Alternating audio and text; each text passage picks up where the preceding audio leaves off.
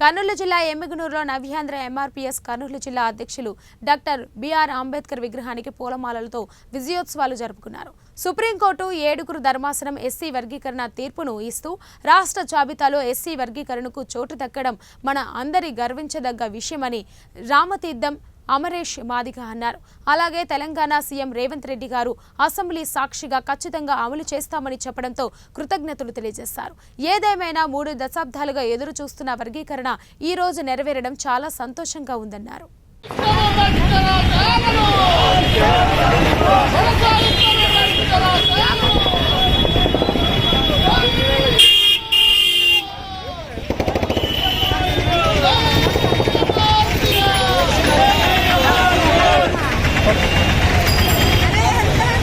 ముందుగా కర్నూలు జిల్లా నవ్యాంధ్ర ఎంఆర్పీఎస్ నాయకులందరికీ కూడా సామాజిక ఉద్యమ నమస్కారాలు తెలియజేసుకుంటున్నాను. నా పేరు రామతీర్థం అమరేష్ మాదిగ, నవ్యాంధ్ర ఎంఆర్పీఎస్ కర్నూలు జిల్లా అధ్యక్షులు. మరి నిన్నటి రోజున సుప్రీంకోర్టు 7 ధర్మాసనం ఎస్సీ వర్గీకరణకి అనుకూలంగా తీర్పునిస్తూ మరి చిరస్థాయిలో నిలిచిపోయే ఒక ఉద్యమానికి విజయకేతనం ఎగరేసిందని కూడా ఈ సందర్భంగా నేను తెలియజేసుకుంటున్నాను. మరి రాష్ట్ర జాబితాలో ఎస్సీ వర్గీకరణ చేర్చుకోవచ్చని చెప్పిన వెంటనే మరి తెలంగాణ ప్రభుత్వం సీఎం రేవంత్ రెడ్డి గారు అసెంబ్లీ సాక్షిగా మేము ఖచ్చితంగా అమలు చేస్తామని చెప్పడం కూడా చాలా కృతజ్ఞతలు సీఎం రేవంత్ రెడ్డి గారికి. అదేవిధంగా ఆంధ్రప్రదేశ్లో చంద్రబాబు నాయుడు గారు కూడా నిన్నటి రోజున మాట్లాడుతూ మరి ఇదివరకే 96-97 సంవత్సరంలో రామచంద్రరాజు కమిషన్ తీసుకొచ్చింది మేమే, జీవో 69 తీసుకొచ్చింది మేమే, 2000 నుంచి 2004 వరకు ఎస్సీ వర్గీకరణ అమలు చేసింది మేమే అని చెప్పడం కూడా చాలా సంతోషము. మరి మొట్టమొదటిసారిగా దీనికి బాటలు వేసింది సీఎం చంద్రబాబు నాయుడు గారు అని కూడా ఈ సందర్భంగా నేను తెలియజేసుకుంటున్నాను. ఏదేమైనా ఒక ఆత్మగౌరవ ఉద్యమం 3 దశాబ్దాల నుంచి ఈరోజు మా కళ నెరవేరినందుకు చాలా చాలా సంతోషంగా ఉంది. ఈ ఉద్యమం, ఈ గెలుపు అసువులు భాషన అమరులకు అంకితం చేస్తున్నామని కూడా ఈ సందర్భంగా నేను తెలియజేసుకుంటున్నాను.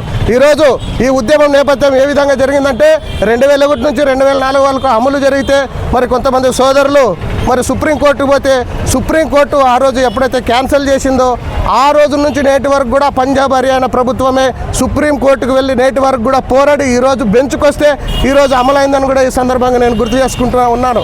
ఖచ్చితంగా రాబోయే రోజుల్లో బ్యాక్లాగ్ పోస్టులు అయితేనేమి, రెగ్యులర్ పోస్టులు అయితేనేమి, కాంట్రాక్ట్ బేసిక్ పోస్టులు అయితేనేమి ప్రతి ఒక్క పోస్టులను వర్గీకరణ ద్వారా అమలు చేయాలని కూడా ఈ సందర్భంగా నేను తెలియజేసుకుంటున్నాను. అదేవిధంగా సీఎం చంద్రబాబు నాయుడు గారు కూడా నేను తెలియజేసుకుంటున్నాను. మరి ఇటీవల సుమారుగా 13,000 టీచర్ పోస్టులు వదిలినారు కాబట్టి ఆ టీచర్ పోస్టులకు కూడా ఎస్సీ రిజర్వేషన్లు ఏబిసిడి వర్గీకరణ ఏ విధంగా ఉందో ఆ విధంగా వర్గీకరించి పంచాలని కూడా మేము సీఎం చంద్రబాబు నాయుడుకి కూడా విజ్ఞప్తి చేస్తూ ఉన్నాము. మరి ఖచ్చితంగా ప్రతి ఒక్క ఈ ఉద్యమంలో పాలు పంచుకున్న ప్రతి ఒక్క ఉద్యమ నాయకులకు, ప్రతి ఒక్క మాదిగ బిడ్డకు అందరికి కూడా నేను జై భీములు కృతజ్ఞతలు తెలుపుకుంటున్నాను.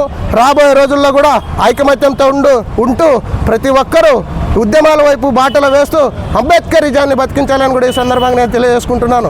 ఇదే సందర్భంగా కొంతమంది శక్తులు వర్గీకరణ చేయకూడదని ఎన్నో కుతంత్రాలు పడుతున్నారు. వాళ్ళకు కూడా నేను చెప్తా ఉన్నాను, అయ్యా ఓసారి ఆర్టికల్ 341 చదవండి. ఆర్టికల్ 341 సబ్ క్లాస్ 3 చేర్చి శాశ్వతంగా వర్గీకరణ చేయొచ్చని కూడా ఆ రోజు ఉషా మెహ్రా కమిషన్ కూడా చెప్పింది. అదేవిధంగా ఆర్టికల్ 371 ప్రకారం రాష్ట్ర జాబితాలో వర్గీకరణ చేసుకోవచ్చని కూడా రాజ్యాంగమే చెప్పింది. మీరు ఎంత విరుద్ధంగా పోయినా ఈరోజు నిజమే గెలిచింది. కాబట్టి అందరూ దళితులంతా ఉమ్మడిగా ఐకమత్యమై పోరాటం చేసి రాజ్యాధికారం కోసం పోరాటం చేయాలని నేను ఈ సందర్భంగా పిలుపునిస్తున్నాను. నా పేరు రామతీర్థం అమరేష్ మాదిగ.